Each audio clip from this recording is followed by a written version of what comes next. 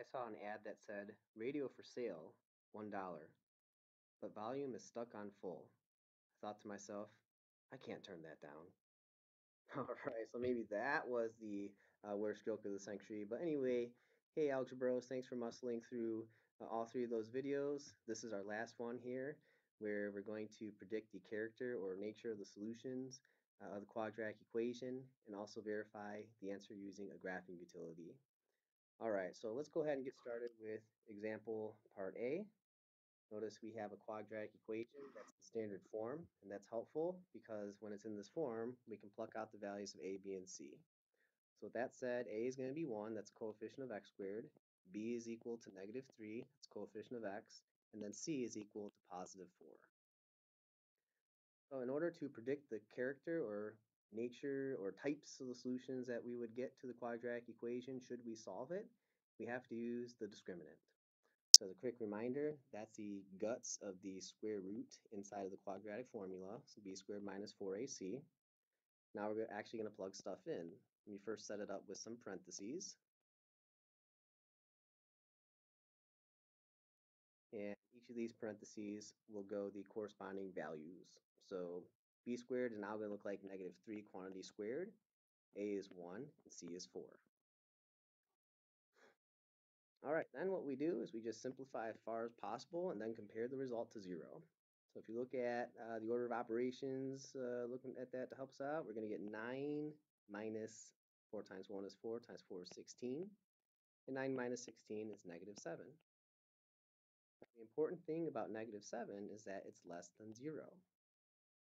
And what we learned in our last video is that if the discriminant is less than 0, then we're going to get two complex solutions that are not real. So this is the official answer to the problem here. Let's write two complex solutions that are not real.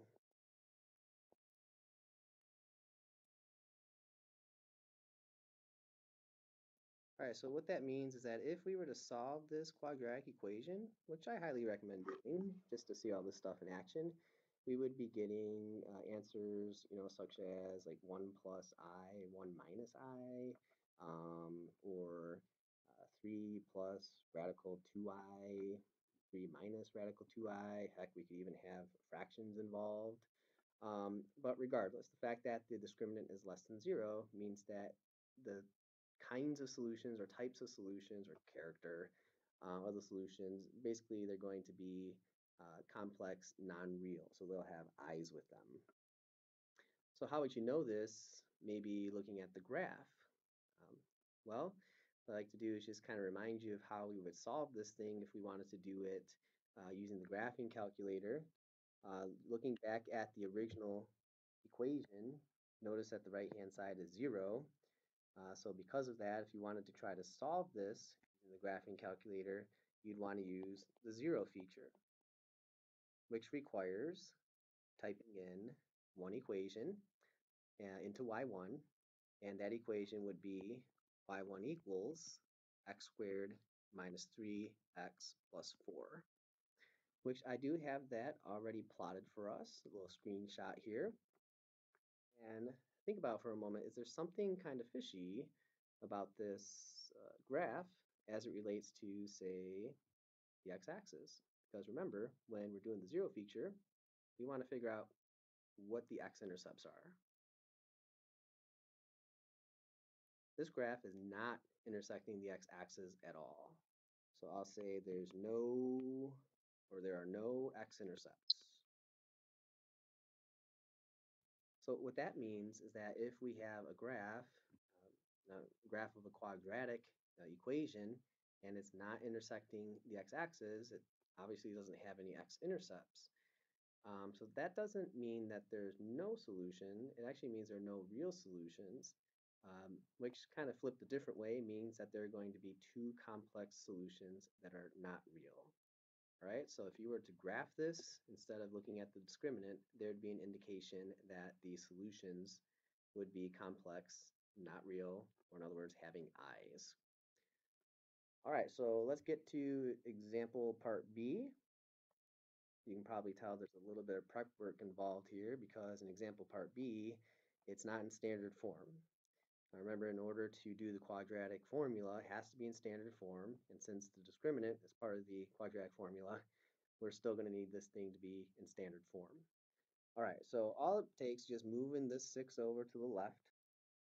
You'll wind up getting x squared minus 2x minus 6 is equal to 0.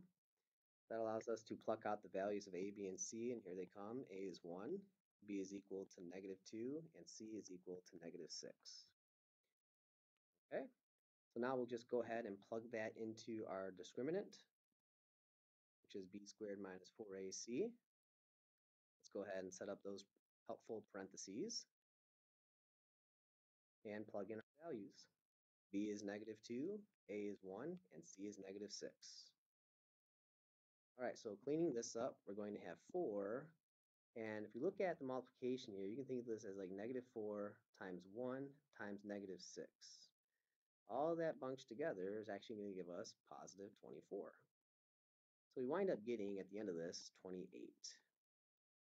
How does 28 compare to 0? Well, it happens to be greater than 0.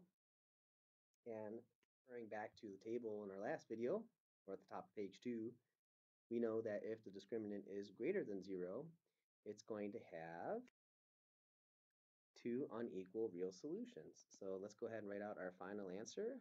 Two unequal real solutions.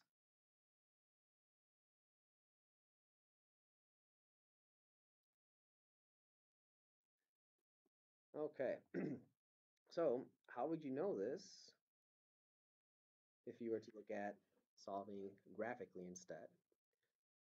Well, if we look at the original version of the equation right up here, it's expression equal to expression.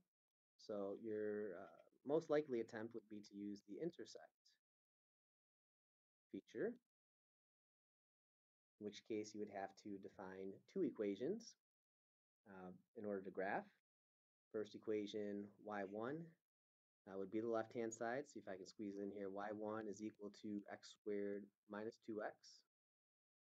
And then y2 be the right-hand side, which is 6. All right, and I have those. Struggle bus here with the technology. Okay, so I have those both plotted right here. Okay, the parabola is the graph of y1, and then the horizontal line is the graph of y2. What are you noticing about these two graphs? You should be noticing that they're intersecting each other, right? And they happen to be intersecting in two different locations. So the important thing here is that the fact that they're intersecting. That means that we're going to get real solutions. Now, since they're intersecting in two different locations, those x values at these points of intersection are going to be different from each other as well. Hence, two unequal real solutions. All right, so that's it for this video. Thank you for muscling through all 4 of them. Obviously, if you have any questions whatsoever, feel free to contact me. Otherwise, I really appreciate you guys doing this for me. It's a big help, especially since we had those snow and cold days. Hopefully those are gone. But anyway, I will look forward to seeing you guys in class. Have a good one.